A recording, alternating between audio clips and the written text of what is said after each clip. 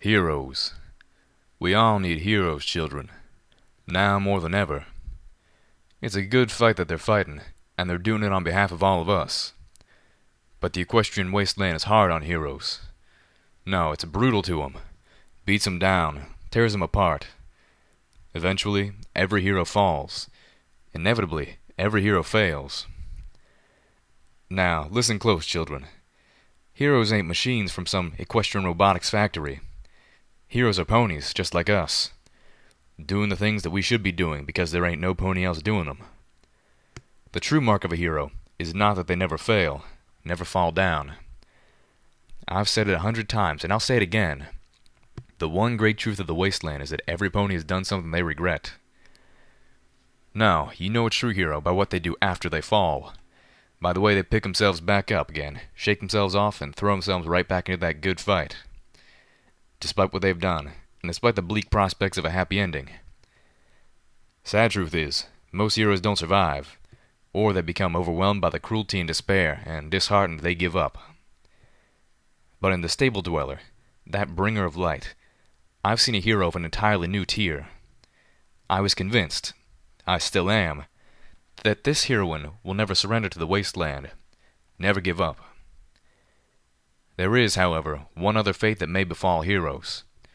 When the horrors and the pain of the equestrian wasteland become too much for them, they can snap. They can turn into the very monsters they chose to fight. Sadly, children, it can happen to the very best of ponies. Even Fluttershy had her gardens of Canterlot. Now we don't know if that's what happened to our heroine of the wasteland, or if there's more to this story than we've been told. We just don't know. But I can tell you this. The pony who first reported the slaughter at Arbu was from Buckland Cross. Now that's a Steel Ranger's stronghold, and I got my reasons to take a critical eye to what they have to say. So I started to do some digging. And I started that digging by trying to contact a gal I know at Buckland Cross, Riverseed. She's a trustworthy pony. Well, turns out she ain't there anymore. No pony is. Buckland Cross, where our witness of the Arbu massacre claimed to be from, is dead. Completely wiped out. Now, children, I know this looks bad. 2 communities in the vicinity of our heroine wiped out. I'm still holding on to hope, but I'd be remiss if I didn't send out a word of warning, just on the chance that the equestrian wasteland's facing a whole new kind of dark. So if you see a band of well-armed ponies, including a Pegasus and a zebra, headed your way, or a Pegasus-pulled passenger wagon flying nearby, until we know better, maybe you best be someplace else. But if the Stable Dweller should come to your door, don't lock it. 'Cause if our hopes are true, then she's more in need of our help and our support right now than ever before. And if our fears are true, then, well, children, she might just see that locked door as a challenge. How bad? Calamity demanded, his snout pushed up against Grandpa Rattle as if the 2 bucks were going to kiss. I need to know, 'cause I'm trying real hard here to make sense of this all, and it just ain't happening. I love little Pip, and I want this to be right somehow, but all I'm seeing is a group of good folk who took us in, fed us, offered us shelter, and got slaughtered for their kindness. I just wiped out a town. A whole town. I just killed, murdered, so many ponies. My rage had burned itself out, leaving me an empty husk. I wasn't sad or angry. If anything, I just felt hollow and slightly confused. The events of the last... How long did it take? An hour? Less? I couldn't even remember. My thoughts and memories were all jumbled and refused to straighten out. My comprehension of what I had done was as much from the evidence in front of me as from my fragmented recollection of my own actions. They were cannibals, Steelho stated, not for the first time. You saw it yourself. The basement. Go. See for yourselves. That's what I told them. My friends had caught up to me just after I stepped into Starbuck, but not before I started shooting. The Colt was in there, Sandy Shore. I remembered that now. They were at a dinner table, eating. Again. The bastards had already fed the boy his own father, and it just wasn't enough for them. I remembered the fire pit, hot coals and flame, and the rod of iron with the twisted ending that took the shape of the Arbu brand, glowing. In my rage, I assumed they were going to brand him. But in the wake of things, that didn't make much sense. And, I think, one of the other ponies there had been in the firefight against the bandits this morning. I remembered that Calamity had been shocked and concerned as he watched me open fire. Velvet had been nearly hysterical. The basement, I had shouted. Go. See for yourselves. Ain't no pony here worth saving, boy, Grandpa Rattle told Calamity. 'Cept for the kids. Any pony worth being called a pony left this town years ago. Found other ways of surviving. Well, you're still here, Calamity pointed out harshly. Some pony had to stay for the little ones, the elder buck replied, and to warn folk away. Calamity looked like he wanted to argue that, but Grandpa Rattle continued. Every other pony here was a willing party to murder and worse. Those who didn't. Some went to Friendship City or Gutterville. Some just joined up with bandits. Hell, boy, half the folk you shot at this morning used to live here. Calamity reeled a bit at that revelation. The little ones, the children of Arbu, were huddled together behind Velvet Remedy's shield spell. My unicorn friend had maintained the shield since the fighting started, dropping it only when I floated a new filier colt from one of the old stores. She hadn't fired a shot the entire time, just stood there inside her shield, guarding the children. By the time I had come out of the Starbuck building, the colt and 2 young fillies in tow, the others had come out of the clinic. They had seen what I had seen, but by then it didn't matter. The rest of the town was awake, and they were shooting back. If it hadn't been for Velvet Remedy, the town might have killed its own children in the crossfire. Calamity had shot back in self-defense, firing to wound and incapacitate. I remembered his look of horror as I finished off a pony he had taken out in the fight through crippling. Steelhooves had also fought defensively, letting me enter each place first. But unlike Calamity, my ghoul friend didn't pull his bucks. Custard's pies was burning from the missiles he had fired. Something in the architecture must keep those fires from spreading, I thought, because all of Arbu should have been burning to the ground. I looked at the children. They hugged each other crying, terrified. Cowering behind Velvet, casting horrified or hateful looks at me, I just stood there and soaked up their hate. I couldn't blame them. The poor children had seen me murder their parents, their families. More than one had heard their mothers scream out rape as I first ripped their clothing from them, looking to see if they had taken the brand. I swallowed as the first feelings returned to my soul. Pain and horror at what I had done to these children, what I had let them see in the name of saving them. Goddesses, what had I done? There were 5 in all of them, plus the colt whose father I killed, plus 1 young buck with them, but not much older than a colt. He was old enough to have his cutie mark, but his flank did not bear the mark of Arbu. He had eaten, knowingly, but he had been unable to bring himself to kill. I spared him. He could be saved. In the entire town, he had been the only one, save for Grandpa Rattle and the children. Even in my rage, I hadn't wanted to believe the whole town was vile. Surely, I kept thinking, there had to be a few more. Even just one. Now, listening to Grandpa Rattle, I understood why, except for the young buck, each and every attempt to find a redeemable pony had failed. Calamity turned, trotting towards Velvet Remedy and barely casting a glance my way. He stared at the unicorn who had become his lover through the shield of magical energy she was maintaining around herself and the children. "You said little Pip had a concussion, right? Could that explain this?" My Pegasus friend looked desperate. "She's not thinking straight. Not herself, right? That could excuse this." Velvet Remedy stared back at him through the glow of magic, eyes narrowing. "She shouldn't need an excuse." I stared silently, watching my friends argue about my actions. Take sides.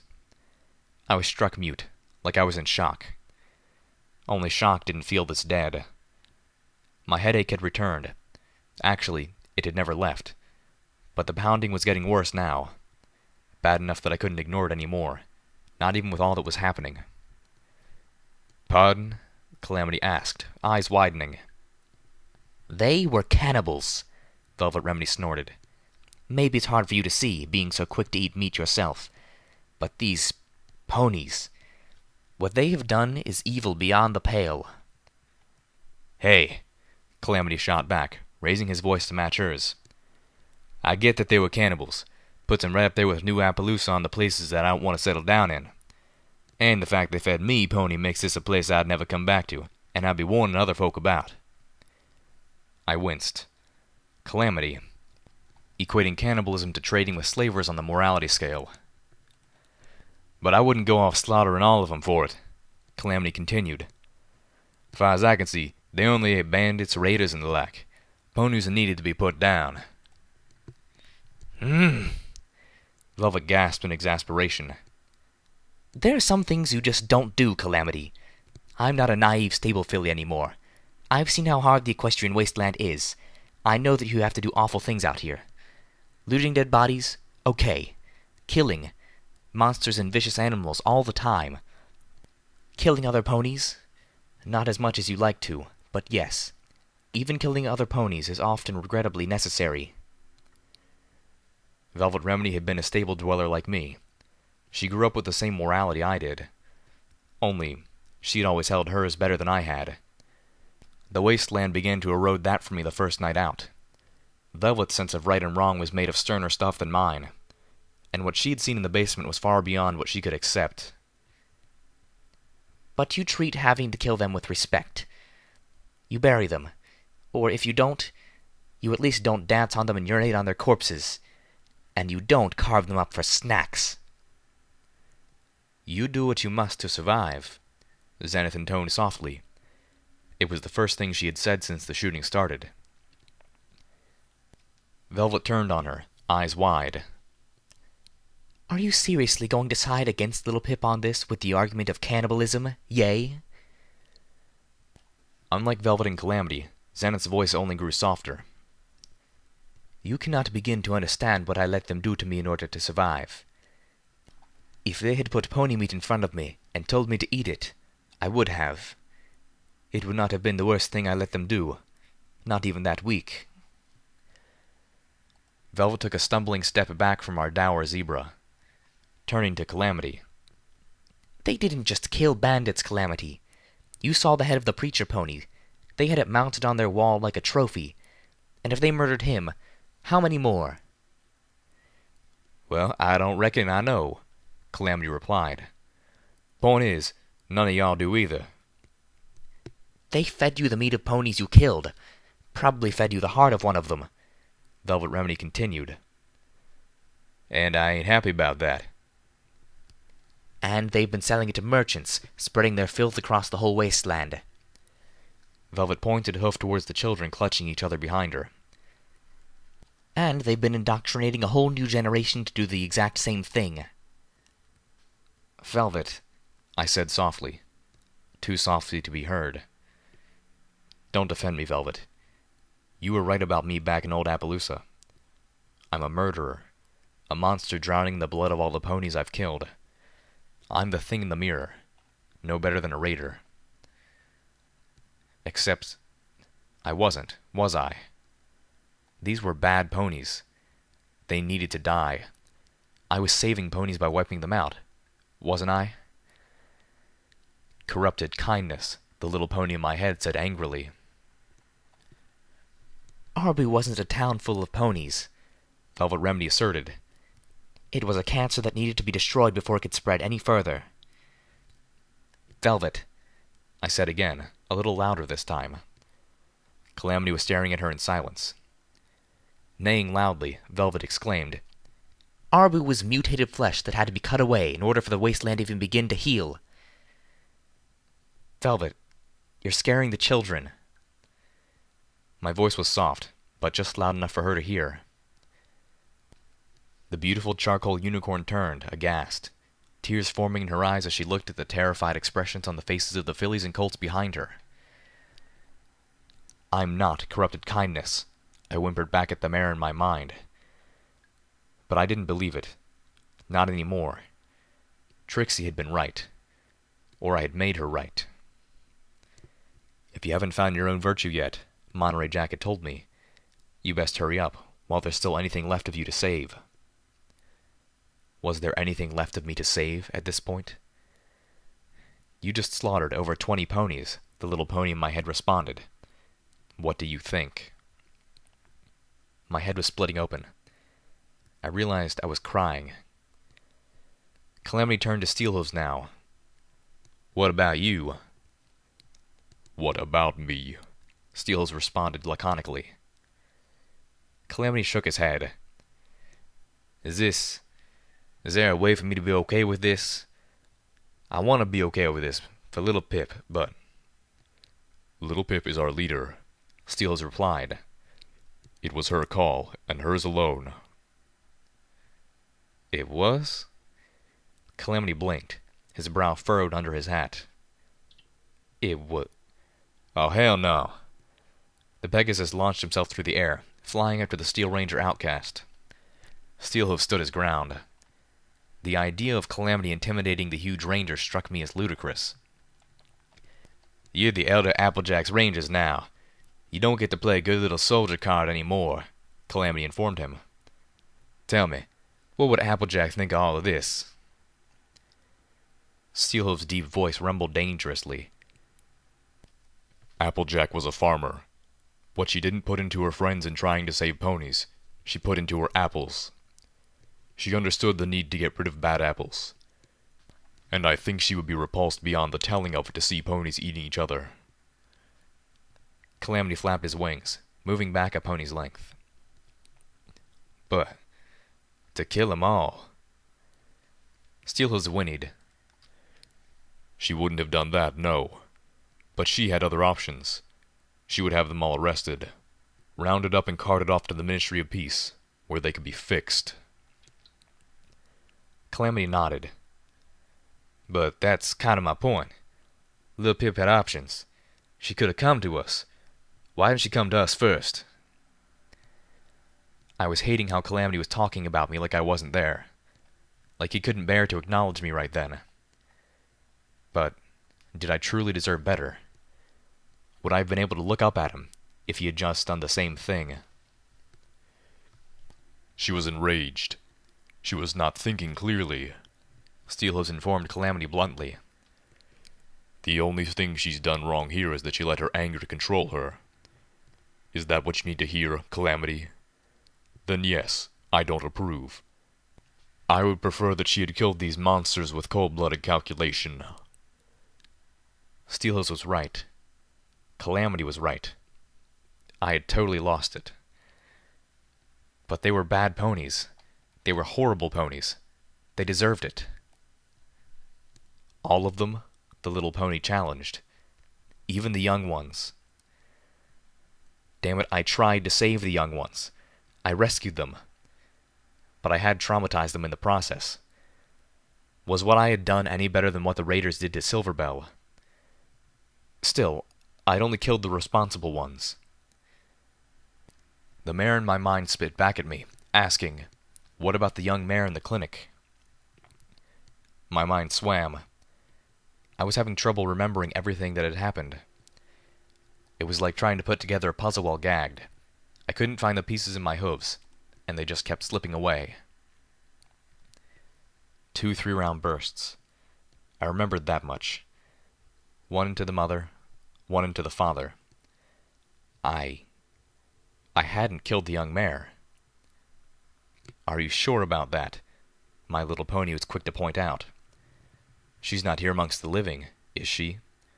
Are you sure you didn't choke her to death? Were you even paying that much attention? I didn't. I couldn't have. Could I? And even if I didn't, what had I done? I'd left her laying unconscious next to the burning bodies of her murdered parents.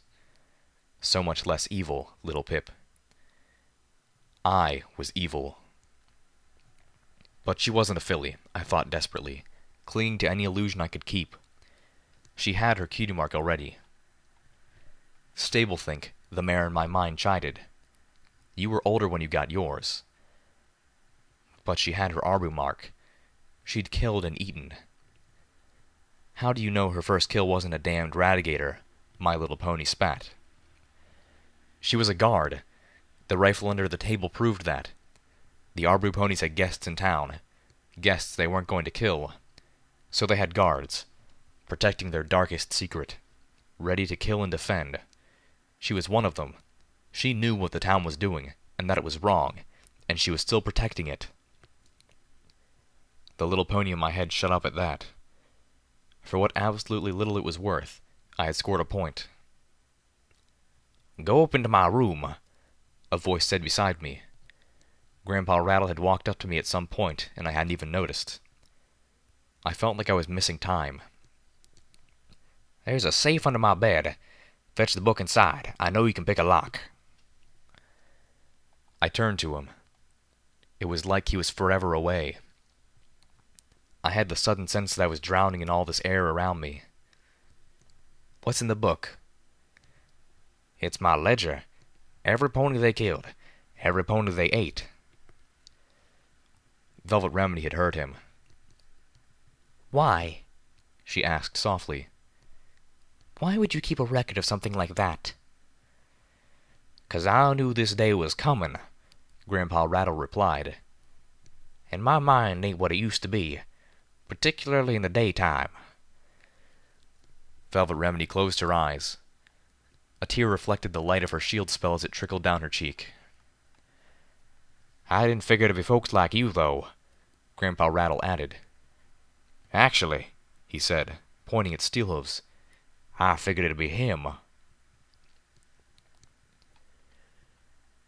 I found myself in Grandpa Rattle's loft, staring at his bed, at the scuff marks on the floor, at the iron shackles that had been used to bind the old man to his bed. I remembered running through the fire and custard cakes, and the galloping up the stairs. I lost my balance twice on the steps, feeling dizzy. I blamed the headache and the smoke. The loft was filled with smoke, forcing me to press against the hot floor. The heat was oppressive. But the fire wasn't spreading up the stairs. The ceiling of the bakery below wasn't catching the flames. I coughed, trying to open the lock on the safe. But it was impossible. My mind just couldn't grasp the image of the tumblers. Every time I tried, my thoughts just got jumbled and fell apart. My headache was like a railroad spike being hammered into my skull. I floated my screwdriver and bobby pin out. I would have to do this the old-fashioned way. But still it was too hard. The lock was ridiculously difficult, or I was just too messed up to function. After breaking 4 bobby pins, I gave up. I just laid there on the hot floor, coughing and hacking, trying to still my head. The coolness of the water talismans was washing over me, buffeting against the heat, keeping the room bearable. "Why didn't you go to your friends first?" The pony in my head would not let me rest. "I don't know," I told her. "Why didn't you talk with Grandpa Rattle? You could have gotten his ledger. You could have known for sure." But I did know. I had seen enough. I had killed for these monsters. The Steel Rangers. Those poor ponies up at Buckland Cross. They didn't have to die. They didn't deserve to die. Not for Arbu. Especially not for Arbu. More memories came back. I could remember gunning down the milk-colored one-eyed pony now. "We helped you!" she screamed at me as she dropped her shotgun, having run out of bullets. My mind flashed back to the Ponyville Bridge. Had I not said the exact same thing to Monterey Jack? You've never been forced to give up your principles for the greater good. To sacrifice yourself and become a monster because it was the right thing to do. Red Eyes was no longer my dark and twisted reflection. He was my reflection. I was a monster. I hadn't even been forced. I did it because I was mad. If anything, he was better than me. No. No, I wouldn't let it be like this. I wouldn't let myself become this. I had made a mistake. A horrible, evil mistake. But this wasn't me. I was better than this, and I still could be. I had to find a way to make this right. To fix this. You can't fix dead.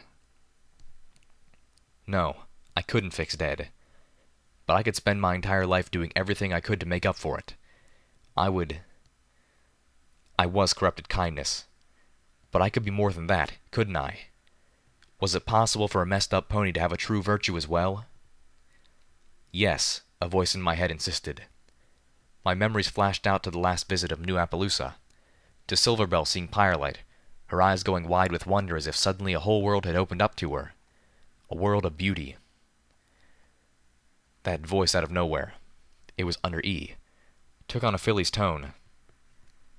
I never felt joy like that before. It felt so good I just wanted to keep smiling forever. And suddenly, part of me knew for sure. Call me crazy, but after we go, I half expect that filly to spend the next few days trying to make New Appaloosa as pretty as that bird. In that moment, Silverbell had found her virtue. A real one, pure and true. And if the pony who had epitomized corrupted laughter could also be something greater, then so could I. My headache had faded. I glanced towards the window. The sky was getting lighter. Dawn was almost here. I had been in this room for hours. How? How had I lost so much time? I pulled out another bobby pin. This time, I got the lock open. It wasn't nearly as hard as it had been the first time I tried it. Well, howdy, children. This is your favorite voice of the airwaves, DJ Pony, bringing you the news. First up, a warning to travelers. The fires in Everfree Forest are creating a major travel hazard from the Splendid Valley to New Appaloosa. And I'm not talking just about the air quality here, although considering some of the things burning up in that place, that might be a righteous concern. No, I've got reports from some truly fearsome monsters that have been driven from the forest. Caravans are cautioned to steer clear of the whole region until further notice. And now for something a little different. Mail Pony dropped old DJ Pony a letter today, written from our dear friend Ditsy Doo out in New Appaloosa. Love that gal. Well, she was listening to the 2 reports I made regarding Stable Dweller and the news out of Arbu, and she wasted no time in weighing in. Here's what she has to say about the Stable Dweller. I've seen her get raging mad, and what the raiders in Ponyville did to me, and to a filly, and to so many others. She went crazy. She pulled out her gun and she started saving ponies. I was one of those ponies. Maybe you too. The bullets she fired are still saving ponies today, because those raiders aren't around anymore. I bet she saved a whole lot of ponies in Arbu. P.S. Yummy, yummy muffins. Homage is awesome. Zenith is awesome. Little Pip is awesome. Thank you, thank you, thank you. Took you long enough, Grandpa Rattle grumped as I returned with his ledger. Fall asleep in there? I set it down before him.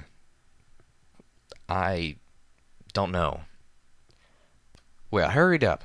I ain't got all day, he snapped, floating the ledger up.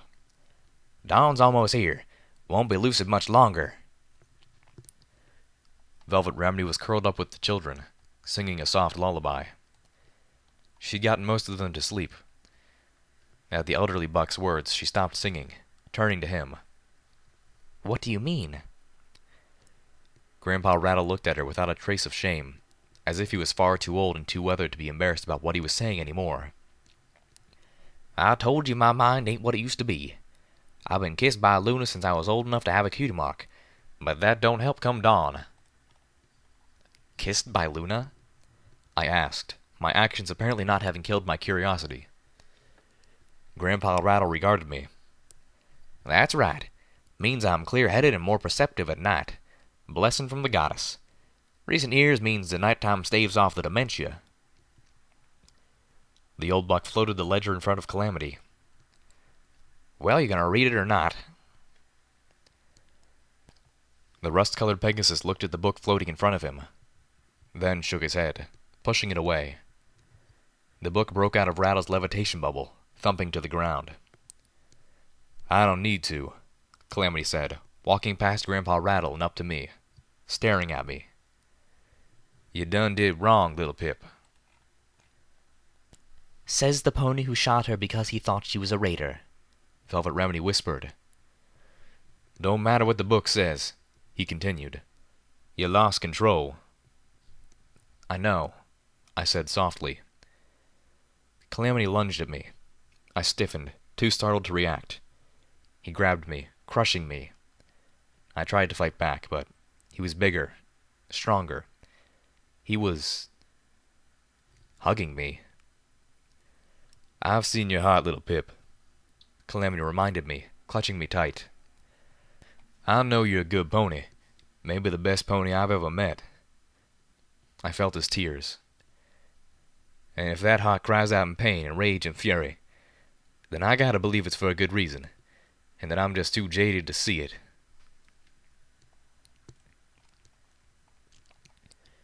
The early morning breeze washed through the Sky Bandit. 6 children, 1 young buck and Grandpa Rattle, all accompanied us, scattered about the benches of the passenger wagon. This was the second time in 200 years that it had been full, even though there were still plenty of empty benches. Velvet Remedy had been nothing less than amazing in getting the foals to follow along with us. We were taking them to Friendship City, someplace they could be safe. Surely a place called Friendship would take them in. And if they needed persuading, I had a water talisman to offer. Now, Velvet Remedy's attention was on me. Her horn was glowing as she looked into my eyes. If it would make you feel any better to claim temporary brain damage, I could probably give you a doctor's note, Velvet chided.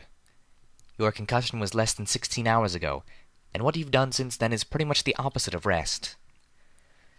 It's at least 3 days' flight back to Canterlot, I reasoned. I'll rest along the way. My headache was back, although not quite as bad as before. I hadn't been able to eat, but I really didn't want to. I wasn't sure I could ever eat again. I would never put meat in my mouth for as long as I lived.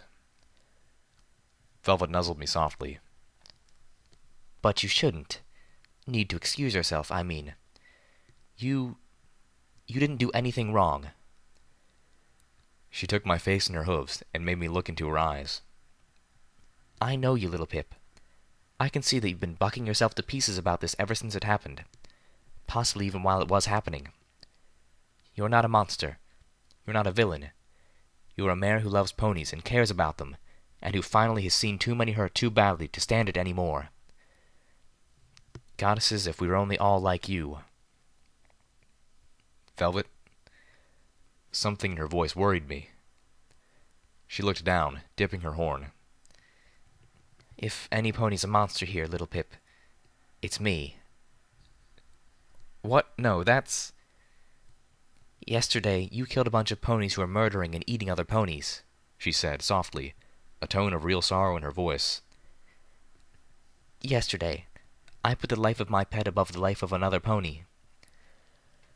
I shook my head quickly, and now it was my turn to make her look into my eyes. You put the life of a beloved member of our group, a thinking and feeling creature, above the life of a pony who shot her. Velvet Remedy gave me a wet, grateful look, but said nothing still.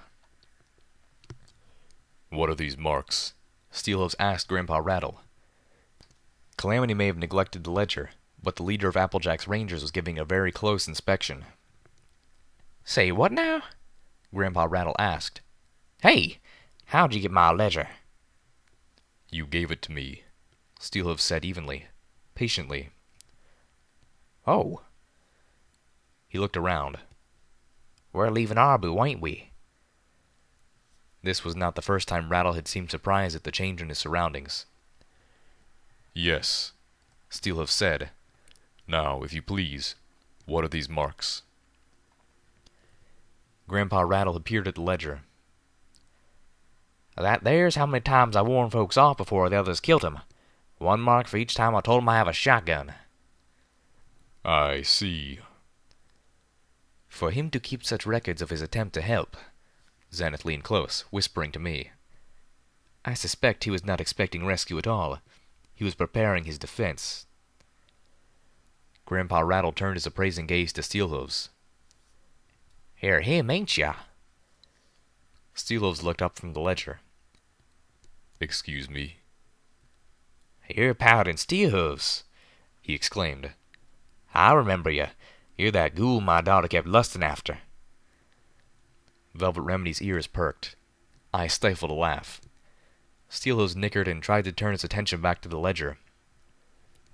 "You must be mistaken." "No, you're just none too perceptive," Grandpa Rattle insisted. "Never knew she was even there. Always pining for Applejack." Steelhooves looked up abruptly. "Do I know you?" "Scribe Rattle." Grandpa Rattle paused. "Former. Left after my daughter got pregnant." At Steelhooves' quick stomp, Rattle swiftly added, "Not yours. With that buck what's-his-mane from Arbu." Steelhooves cocked his head slowly. "Scribe Rattle. Transformation magic. Abandoned the Rangers after your daughter was disgraced. I remember now." Grandpa Rattle's expression darkened, but he nodded. "You knew transformation magic?" Zenith asked. "Yep. Steel Rangers was trying to figure out a spell to turn Steel Rangers' armor into clothing and back. Wouldn't work, I told him. Armor's already full of spells." He looked suddenly eager. "I can change a rifle into a stick if you'd like." "I've got a shotgun." "I do not have a rifle," Zenith pointed out. "Oh, well then," turning to me, "how about you?" "Can you change it back?" I asked. No." He had a stick. Looking past him, my eyes caught on those of the young buck I had pulled out of Java's cup. The young buck had been staring at me silently since laying down on one of the Sky Bandit's benches at the start of the trip. "You don't have an Arbu mark?" I recalled asking him, my heart almost giddy with relief. "No." He had told me back into the corner of the room. "Last week I was supposed to kill a mare and eat her heart, but I couldn't. I'm sorry, I know I was supposed to, and Daddy was furious. He—" Then his expression changed in a flash of insight. "You killed Daddy, didn't you?" There had been such an odd look in his eyes. It wasn't blame. It was resignation. Now, for the first time since then, he spoke. "What happened to Clear Glass?"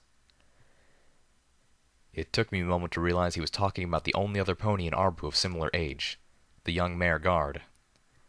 The mare I hadn't intended to kill, but who I was sure now that I had choked to death without even thinking.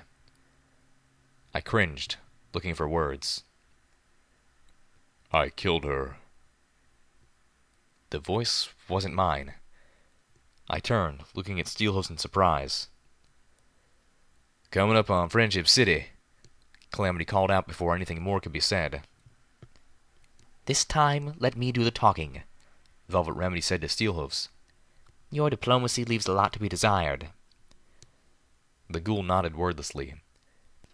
The events of the night before were weighing heavily on him. And for him, Arbu was not the heaviest burden. I got up, steadying myself as I was hit with an odd dizziness. It passed, and I moved out to the window, staring out at the Pony of Friendship. A huge statue made of greened metal that stared out over the Manhattan harbor. Living inside that metal structure surrounded by water was an entire town of ponies. I could see lights pouring out of tiny holes where the metal had rusted through. Friendship City. I was thrown against one of the passenger wagon's benches as Calamity banked a hard left, dodging the shot. "I can't believe Friendship City is shooting at us!" I cried out. Smaller pops were followed by a massive crack of thunder below us. An explosion of black smoke and flame burst in the air a dozen yards away. The rifle ponies firing from the crown windows of the Pony of Friendship were not much of a threat, but the shells from the harbor artillery were a whole different matter. "You haven't been listening to the radio, have you?" Steelhooves rumbled. "Your friend DJ Pony has had some unpleasant things to say about the massacre of Arbu." "What?" Another shell burst in the air. Calamity veered harshly, throwing me again. Velvet put her shield up around the children to keep them from getting tossed. We can't land here, Calamity shouted. I've got to head back. Sounds like one of those two rangers you let go at Buckling Cross reported Arbu in the worst possible light, Steelhooves informed me bitterly. I was dying inside. Homage. Goddesses, what did Homage think of me now? Did she hate me? I have them recorded if you would like to listen to them later. I wanted to gallop to her, to order Calamity to head to Temponi Tower straight away. But I couldn't. I had already delayed for far too long. We needed to get to Canterlot, to deal with the goddess, and to turn our attention to Red Eye. Right now, thousands of ponies who were in danger just from Red Eye's threat alone, and I was surely already testing his patience. I remembered thinking, in that one brief moment of memory that I kept for myself from the Helping Hoof Clinic in Temponi, it was the only way to make sure Red Eye listened.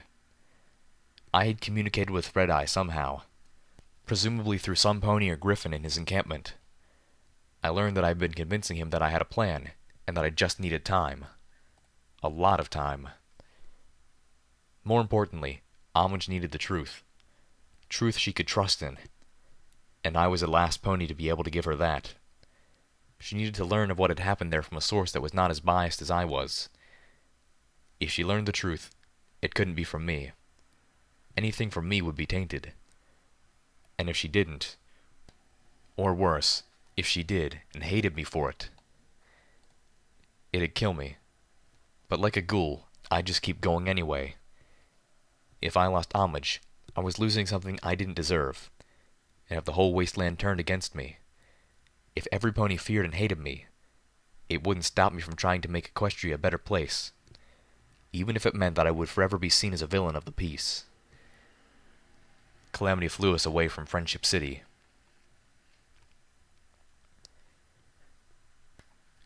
We waited an hour after landing in the Manhattan ruins, then worked our way towards the harbor on hoof. The rest of us stayed behind, watching from an observation platform as Velvet Remedy led the survivors out onto the Friendship Bridge. Her horn was glowing. Behind her floated Elder Cottage Cheese's life support capsule. Pirelite perched on top, enjoying the ride. Friendship Bridge was a drawbridge that had once extended all the way from Manhattan to the island. I was astounded how close to intact it still was. There were gaps, but none looked longer than 100 yards. And there were even rope bridges spanning the collapsed sections. How did they do that? I mused, staring at the extensive rope bridges through my binoculars. It seemed like an incredible feat, even for unicorn magic.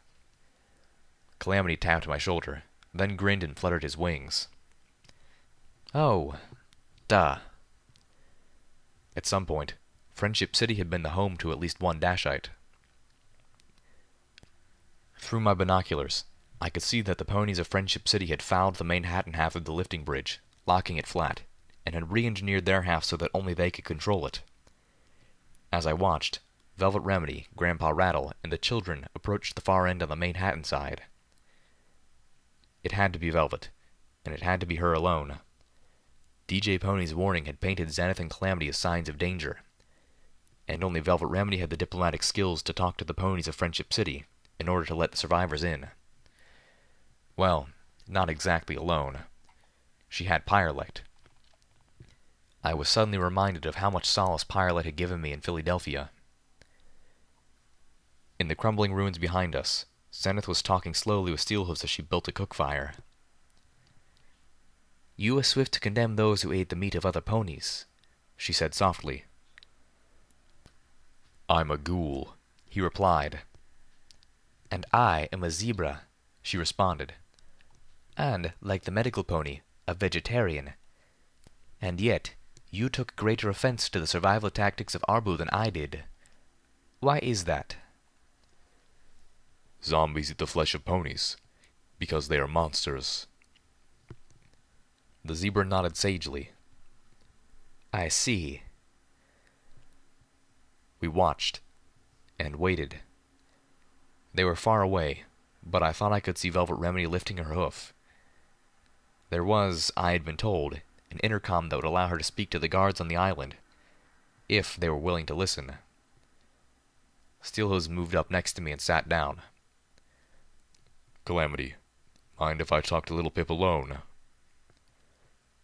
Calamity looked at him for a moment, then nodded and flew off to where Zenith was cooking. I looked to Steelhooves nervously. Clear glass? I asked slowly. You sent a merchant pony, an innocent, into a basement, a place where he could be easily cornered, even though you had left one of the guards alive, he responded. Us as well. It was the sort of tactical error you wouldn't have made if you were thinking clearly. He looked at me. That is how I knew you were not. I closed my eyes and looked away. Take the pain slowly, he told me solemnly. What you became last night is going to hurt you for the rest of your life. I nodded. Part of me wanted to cry. But I couldn't let myself, because the tears would have been for me. And I didn't deserve them. The ponies of Arbu didn't deserve them either. As much as my actions horrified me, showing me the monster I could and briefly did become, there was no question that Arbu needed to be purged. Just like any pit of raiders or band of slavers. If any pony deserved my tears, it was those whom I had saved. The night had cut a deep wound in me, an abscess carved into my soul by a blade of my own wielding. That great hollowness festered within my despair and self-loathing, but I was slowly filling it in with determination instead. Steelhooves stared out over the harbor. I need to thank you, little Pip. For what? For failing, Steelhooves said, surprising me. All this time, you've been some pony to look up to. You've made me want to be a better pony. But at the same time, you were too good. He looked at me. You were an impossible standard. Tonight, you've made it much easier for me to live with myself. I just stared. My heart twisted, unsure of how to feel. A drop of rain hit my horn. Another splashed against my nose. Steelhooves turned away, staring out across the harbor again as the rain began to fall. Eventually, I did too. Raising my binoculars, I caught Pyrelate flying towards the island, carrying something. The ledger, I knew. Good evening. This is DJ Pony, and have I got some news for you. Major update on the situation at Arbu and Buckling Cross. My associate spent the last few hours talking with a merchant who was at Arbu, and saw much of what went down. First and foremost, let me just say, hallelujah. Sounds like our wasteland savior hasn't fallen to the darkness after all. Maybe stumbled a bit, but listen to this. The ponies of Arbu were cannibals, folks. That's right. They ate ponies. And if that wasn't sick enough, they've been selling pony meat, claiming it was radigator meat. Eating a radigator kebab lately? You sure about that? Great goddesses, and I thought I'd seen all the fucked up shit this wasteland had to serve up. Well, turns out our stable dweller discovered the truth. Unfortunately, here's where things get sketchy.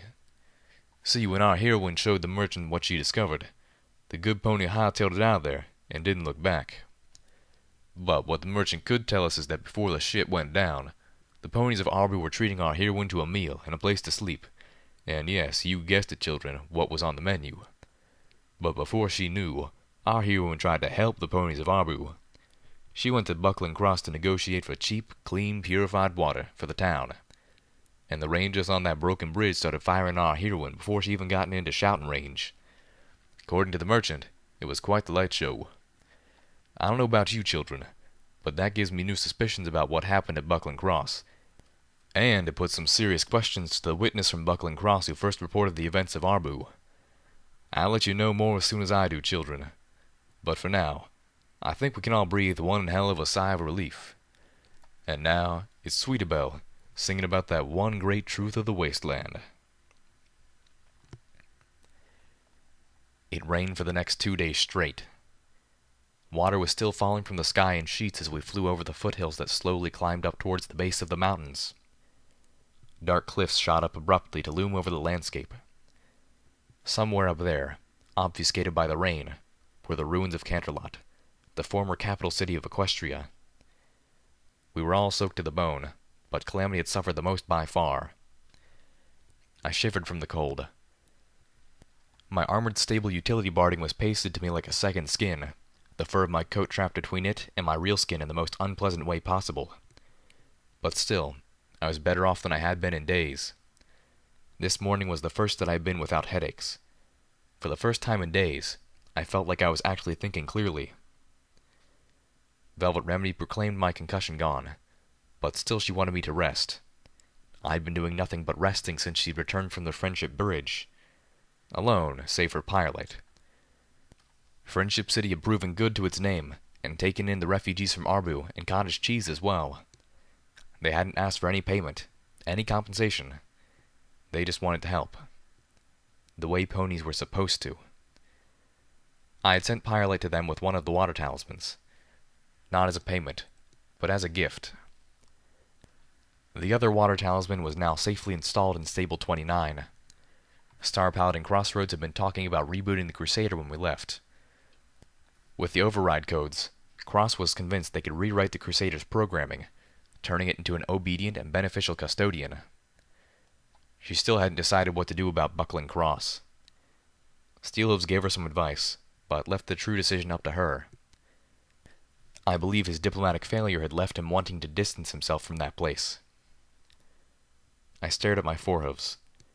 As we approached Canterlot, a new concern had pushed its way into my mind. My pip-buck. We were supposed to take everything off before we entered. Our armor, our saddlebags. I was supposed to float it all. But you couldn't float a pip-buck. Well, you could, but all you'd have then is a fancy radio. It had to be attached for the EFS and SATs to work, not to mention the medical assistance and auto-mapping. Sure, I could take it off. I had the tools for it. But without it, I would be at a fraction of my usefulness in the most dangerous place we'd ever set hoof into. Could I do that? Was it right for me to expose my friends to even more danger because I might otherwise be forever bonded with, well, with my cutie mark?